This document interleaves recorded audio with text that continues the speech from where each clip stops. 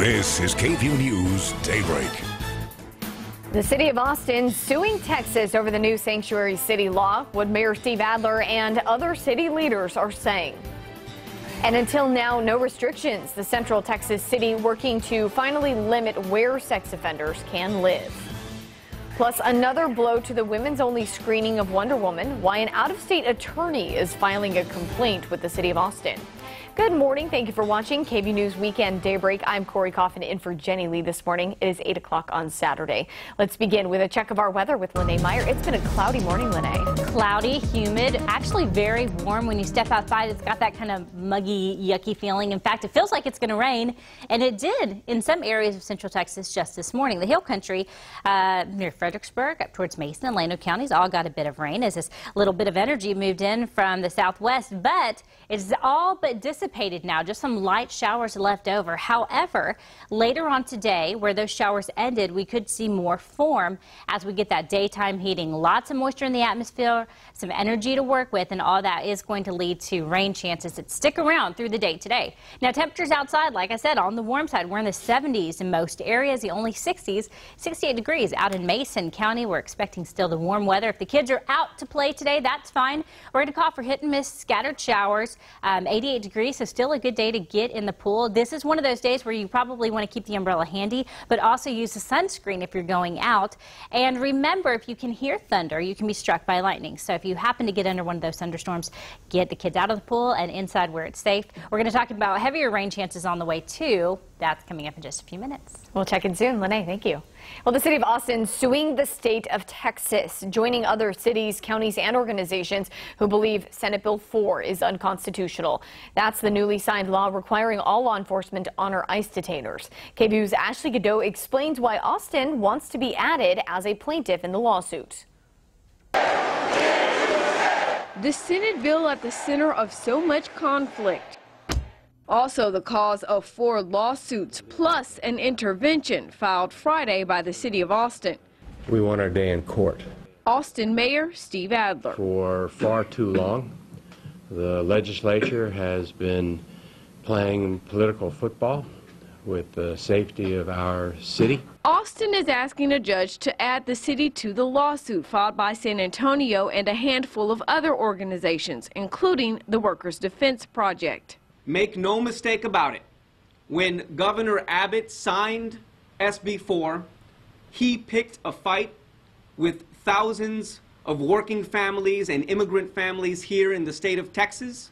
Austin's lawsuit makes 9 major claims that conclude SB 4 violates the supremacy clause of the Constitution, stating the U.S. government has exclusive authority over immigration, not cities. Our police officers are not allowed to arrest someone for violating a civil offense.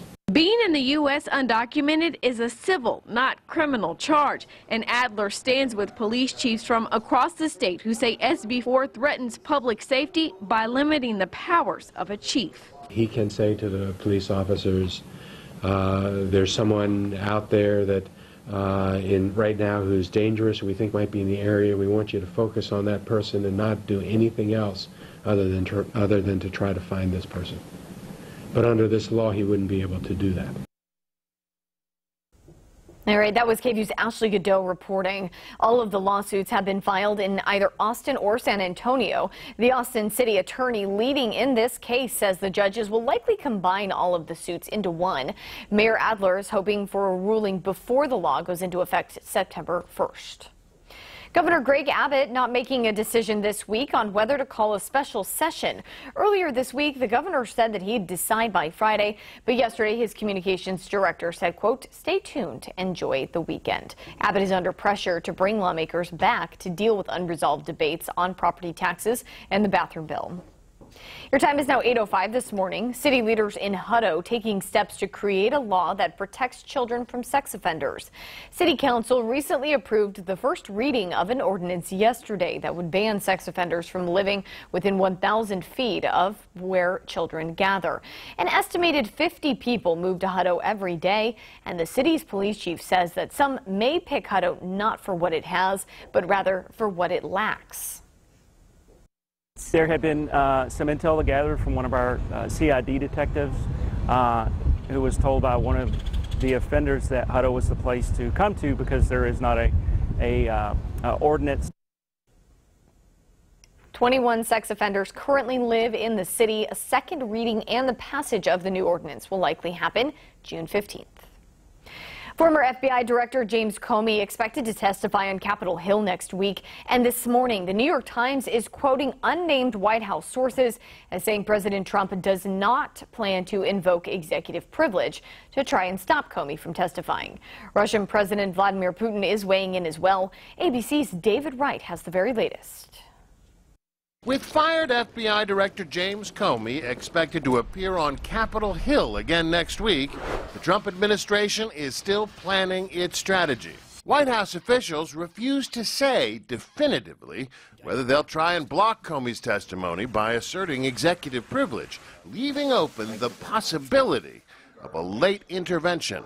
I have not spoken to counsel yet. I don't know how they're going to respond. Meanwhile, Trump's Deputy Attorney General tells the Associated Press he's prepared for the possibility that the FBI investigation into Russian meddling and possible collusion by Trump associates could well end up focusing on the president's decision to fire Comey and on his own role and the Attorney General's in that decision. Rod Rosenstein told the AP, "If there's a need for me to recuse, I will." Russian President Vladimir Putin dismisses the idea Russian hackers tried to interfere with the U.S. election as a crackpot conspiracy theory. A hacker could make it look like a 3-year-old did it, he said. That's not proof. Putin also seemed to throw President Trump a lifeline amid the controversy over Trump's decision to withdraw from the Paris Climate Accord. Putin reassured environmentalists there's still time. Don't worry, be happy. Happening today, the People's Rally for Truth will be taking place in Austin. The rally is meant to restore faith in the American government and demand a fair investigation into Russian interference in the U.S. election. Today's rally is part of the nationwide March for Truth that will take place at Austin City Hall from 11 a.m. until 1 p.m. Congressman Lloyd Doggett, along with many other local leaders, will be speaking at the event. And as early as next week, a former high school football player could be back in Williamson County, nearly 3 years after a jury sent him to prison on child sex abuse charges. Greg Kelly is moving from his prison cell in Huntsville to the Williamson County Jail in Georgetown. This after Kelly's conviction was called into question after the announcement of another suspect. The move is to get him closer to his lawyers as they fight for his conviction to be overturned. Now, once he's back in Central Texas, he'll stay behind bars unless a judge and the DA can decide on if he's released on bond. But the DA says it's just too early to make that call. The investigation into the alternate suspect, Jonathan McCarty, does continue. McCarty was Kelly's friend and the son of the daycare owner, where authorities say the child was abused. A lot of people excited to see Wonder Woman this weekend, but a controversy involving the movie is taking the spotlight here in Austin. The Alamo Drafthouse is set to hold 2 women-only screenings at their Ritz location on Tuesday. But now 2 complaints have been filed with Austin's Equal Employment and Fair Housing. We spoke with Stephen Clark, an Albany, New York law school professor, who filed one of those complaints. Look, there's nothing illegal about having an event that celebrates women empowerment, celebrates this character. That's wonderful. The problem isn't the theme. The problem is the exclusion in terms of who can participate if they want. Now, both filings focus on the city's Code of Ordinances, specifically Chapter 524. It states that a person is entitled to the full and equal enjoyment of goods and services without discrimination based on their sex, gender, identity, and a variety of other factors. Alamo Drafthouse declined to comment on the filings, but shortly after the promotion was announced, defended the decision. They say the women-only screenings were not meant to exclude anybody, but to celebrate a demographic. Looking for something fun to do this weekend? Well, round up the kids and the fishing poles because you don't need a license to fish this weekend. That's right, the Texas Parks and Wildlife Department will allow Texans a free fishing day, which means that you can catch fish at any of the state's lakes or ponds and no license is needed, just as long as you abide by the state's bag and size regulations. To find out what those are, you can head over to our website at KVUE.com. Big stars in Manchester this morning for Ariana Grande's charity concert this weekend. When and where you can watch it. Plus, Austin Animal Center joins us next with a very special visitor this morning. We'll introduce you to Gosling. That's coming up.